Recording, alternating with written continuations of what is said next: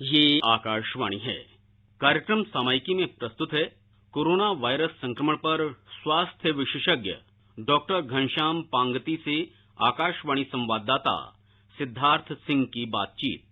Doctor Ghanshyam, ऐसे लोग जो सीनियर सिटीजन हैं और बहुत जरूरी है अगर उनके लिए कोई ऐसा व्यक्ति नहीं है जो उनके लिए सामान ला सके या बाहर निकलना, तो ऐसे में क्या एहतियात बरतें?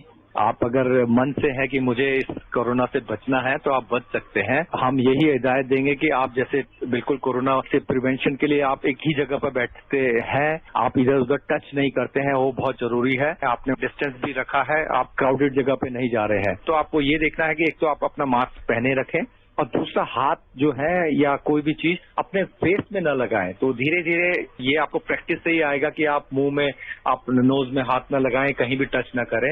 ऐसा करें कि एक दिन नहीं 2-3 दिन की अगर सब्जियां ले ले तो बेटर है। रोज रोज जाने में एक्सपोजर बढ़ने के चांसेस थोड़े बहुत ज्यादा हो जाते हैं। बट आपने सब्जियां ले ली है, घर आके आप सब्जियों को धो सकते हैं अच्छी तरह। उसमें भी हैंड हाइजीन का पूरा ख्याल रखना है। जैसे घर में आए, जहां जहां टच किया, पहले अपने हाथ को या तो सैनिटाइजर से या साबुन से धो लें। सैनिटाइजर हर जगह यूज करने की बहुत ज्यादा जरूरत नहीं है। नॉर्मल पानी और साबुन से आप उस कीटाणु को मार सकते हैं। साबुन से धो के हाथ साफ हो जाते हैं। सब्जियों को भी ठीक से धो लें और उसके बाद ही फ्रिज में कहीं रखें। तो अगर आप हैंड हाइजीन, ओवर क्राउडिंग और अपने फेस में हाथ नहीं लगाएंगे और अपने मास्क पहना हुआ है, आपके चांसेस बहुत बहुत कम है कि आपको इन्फेक्शन हो।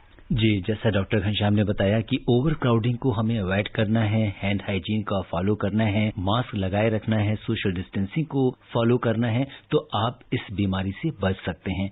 डॉक्टर घनश्याम, अगर बाजार से हम दूध लेकर आते हैं या ऐसी जो एसेंशियल कमोडिटीज हैं, तो उनको हमको कैसे सैनिटाइज करके इस्तेमाल करना चाहिए? दूध की भी जैसे थैलियों में आप ला रहे हैं तो आप उसको लाने के बाद ठीक से वॉश कर लें, अच्छे पानी में रनिंग वाटर में धो लें और आप धोने के बाद अपने हाथ को साबुन से ही धो लें। जो अगर कच्चा दूध है तो उसको न लें, आप अगर बॉईल कर देते हैं उससे तो वो भी सेफ है। और सेम चीज आपको हैंड हाइजीन का ख्याल रखना है। और जहां जहां आपने टच किया है, जब आप सीढ़ियों में आते हैं, किसी दरवाजे के कुंडे में हाथ लगाते हैं, इधर उधर अवॉइड करें हाथ लगाना। जब लेकिन दरवाजा खोलने में लास्ट में आपका टच होगा ही, तो उसके बाद आप हाथ को ठीक से धो लें जब भी घर आए। और मास्क का प्रयोग जरूर करें जब आप बाहर जाएं। किसी मरीज की कोरोना की वजह से अगर मृत्यु हो जाती है तो उस केस में हमें किस तरह की सावधानी रखनी चाहिए? ऐसा देखा गया है कि कई सारे मरीजों में जिनको कोविड होता है, वैसे तो ये सबसे ज्यादा फेफड़े में और लंग में इन्फेक्शन करता है और उसी की वजह से सबसे ज्यादा डेथ भी हो जाती है। बट ऐसा भी देखा गया कि ये हार्ट को भी इन्वॉल्व कर लेता है, हार्ट अटैक कर सकता है। कुछ लोगों में खून के थक्के जमे हो जाते हैं जिसको कि पल्मोनरी एम्बोलिज्म कहते हैं, ऐसा भी हो सकता है। चांसेस ज्यादा लग रहे हैं, लेकिन अगर आपके मरीज को उस समय बुखार, सर्दी जुकाम ऐसी कोई तकलीफ हुई, उसके बाद हार्ट अटैक हुआ तो और एक पॉजिटिव है, तो बहुत हाईली लाइकली है कि उनका कोविड पॉजिटिव था, उनको कोरोना था। जो उनके संपर्क में थे पिछले 5 से 7 दिन में, उनका टेस्ट कराना चाहिए। अगर उनकी डेथ मान लो 2 दिन पहले हुई है और उसी दिन उन्होंने अस्पताल में उससे मिले हैं, तो इमीडिएटली टेस्ट नहीं कराना है। अगर किसी मरीज से आप एक्सपोज होते हैं तो उसके 5 से 10 दिन के बाद एक्सपोजर के आपको टेस्ट कराना है। लेकिन अगर घर के लोग हैं जो कि घर में साथ ही घूम रहे थे, घर में बिना मास्क के घूम रहे थे, उनका टेस्ट आप पहले दिन जब से उनको सिम्टम्स आए तब से काउंट करेंगे, तो उसके हिसाब से ही टेस्ट कराना है। टेस्ट कराने से आप वो डिजीज और नहीं फैलाएंगे और उनको आइसोलेट कर सकते हैं। और टेस्ट कराने में कोई झिझक नहीं होनी चाहिए कि टेस्ट कराने से लोग क्या कहेंगे। आपको अपने पूरे परिवार भी बचाना है, तो आप जरूर टेस्ट कराइए। अगर 5 दिन हो चुके हैं, चांसेस बहुत ज्यादा है कि उनको कोरोना की वजह से ही डेथ। जी डॉक्टर घनश्याम, आपने एक बड़ी महत्वपूर्ण बात यहाँ पे हमारे श्रोताओं को बताई कि अगर किसी आप इन्फेक्टेड पर्सन के कांटेक्ट में आए हैं तो आपको इमीडिएट टेस्ट नहीं कराना है, बल्कि 4 से 5 दिन का वेट करना है, उसके बाद आपको टेस्ट कराना है, ताकि जो संक्रमण है, जो वायरल लोड है, वो पूरी तरह से आपके अंदर जो है इन्फेक्शन अगर आ गया है तभी रिपोर्ट में भी वो पॉजिटिव आएगा। ये गाइडलाइन में है कि आपको कम से कम 5 दिन बाद, जैसे अगर मैं किसी मरीज को देखता हूँ उसका रिपोर्ट पॉजिटिव आता है तो मैं 5 दिन वेट करता हूँ कि मैं अगर कराना है तो मैं 5 से 10 दिन में कराता हूँ। दूसरा ऑप्शन ये है कि अगर मेरे को किसी मरीज से एक्सपोजर हुआ है और मुझे बुखार आने लगे या उससे एक्सपोजर वाले किसी मरीज को बुखार आने लगे और उसको गले में खांसी आने लगे, अगर ये सिम्टम्स आते हैं तो आप उसी समय करा सकते हैं। अगर आपको सिम्टम नहीं है और आपको लगता है कि मुझे कहीं हो गया है, नहीं हो गया, आप चेक कराना चाहते हैं तो 5 से 10 दिन,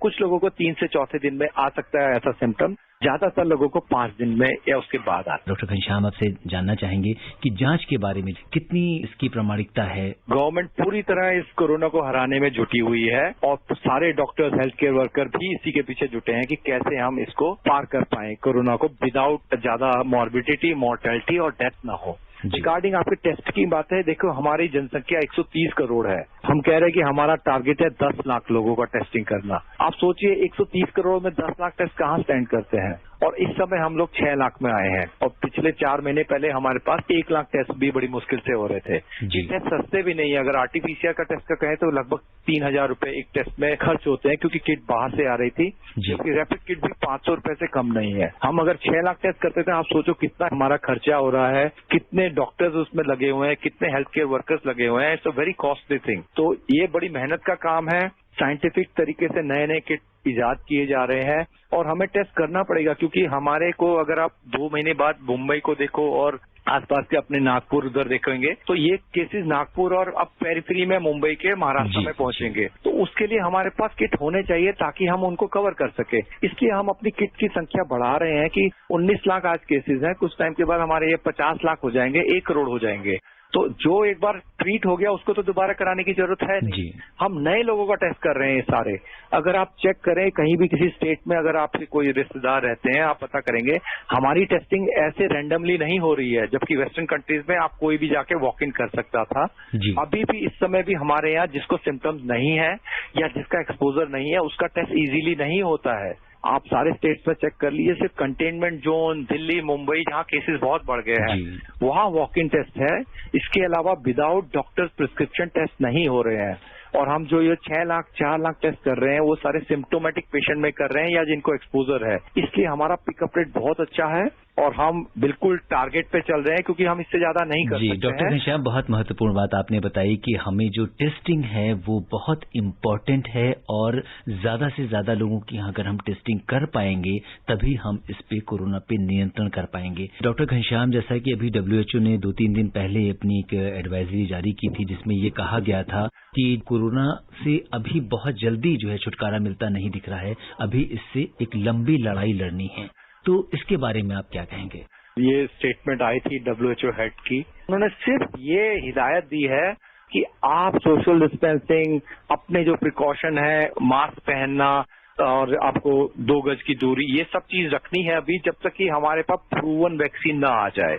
कोरोना की वैक्सीन उन्होंने ये नहीं बोला नहीं बन सकती या नहीं बनेगी, उन्होंने बोला ऐसा हो सकता है कि जिसके हम बड़े टाइम से वेट कर रहे हैं कि वैक्सीन शायद सितंबर अक्टूबर में आ जाएगी, लेकिन क्योंकि ये नई वैक्सीन है और वैक्सीन क्योंकि बहुत सारी कंपनियां ट्राई कर रही है, 100 से ऊपर वैक्सीन के ट्रायल चल रहे हैं और करीबन 10 ट्रायल अच्छे खासे स्टेज 3 में पहुंच चुके हैं।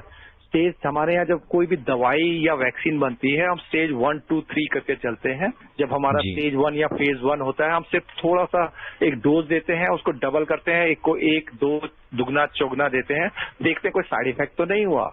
दूसरे फेज में हम उसको देखते हैं दवाई देने से, जैसे इसमें एंटीबॉडीज बनती है, अगर किसी को दवाई दोगे उससे पेशेंट ठीक हो रहा है नहीं हो रहा है। तीसरे में हम एक को दवाई देते हैं ट्रायल 3 में, फेज 3 में, और दूसरे को हम दवाई की जगह कुछ और प्लेसबो देते हैं। हम कंपेयर करते हैं कि इससे इफेक्ट आ रहा है नहीं आ रहा, तो हम फेज 3 में पहुंच चुके हैं। हमारे पास लगभग 10 वैक्सीन है जो कि फेज 3 में है। चांसेस हाई है कि वैक्सीन शायद हमारे पास इस साल के एंड तक आ जाए और आप सब अपना ख्याल रखें कि आपको तब तक इन्फेक्शन ना हो और उसके बाद हम शायद वैक्सीन से पूरा सब कवर कर लें। लेकिन ऐसा भी हो सकता है जैसे WHO के हेड ने बताया कि बहुत थोड़े चांसेस ऐसे हैं, तो आपको फिर ख्याल रखना है। बिल्कुल डॉक्टर घनश्याम, ख्याल अपना रखना है, लेकिन समय हमें इजाजत नहीं दे रहा कि हम इस चर्चा को आगे बढ़ाएं। और डॉक्टर घनश्याम, आप कोविड-19 के इस विशेष कार्यक्रम से जुड़े, आपका बहुत बहुत धन्यवाद। आपका भी बहुत बहुत धन्यवाद। अभी आप सुन रहे थे कोरोना वायरस संक्रमण पर स्वास्थ्य विशेषज्ञ डॉक्टर घनश्याम पांगती से आकाशवाणी संवाददाता सिद्धार्थ सिंह की बातचीत। ये कार्यक्रम आकाशवाणी के समाचार सेवा प्रभाग द्वारा प्रस्तुत किया गया। इसे आप हमारे mobile app news on AIR पर भी सुन सकते हैं। इस कार्यक्रम के संबंध में अपनी प्रतिक्रिया आप हमें ईमेल कर सकते हैं। पता है AIRNSDtalks@gmail.com। ये कार्यक्रम फिर से सुनने के लिए लॉग ऑन करें हमारी वेबसाइट newsonair.com